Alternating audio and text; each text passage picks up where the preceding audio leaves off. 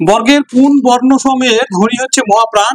তৃতীয় বর্ণ, দ্বিতীয় ও চতুর্থ বর্ণ, প্রথম ও দ্বিতীয় বর্ণ, দ্বিতীয় ও তৃতীয় বর্ণ। তা আমরা জানি বর্গের দ্বিতীয় এবং চতুর্থ বর্ণ হচ্ছে মহাপ্রাণ, প্রথম বর্ণ হচ্ছে অল্প প্রাণ, দ্বিতীয় বর্ণ মহাপ্রাণ, তৃতীয় বর্ণ অল্প প্রাণ, চতুর্থ বর্ণ হচ্ছে মহাপ্রাণ, পঞ্চম বর্ণ অল্প প্রাণ।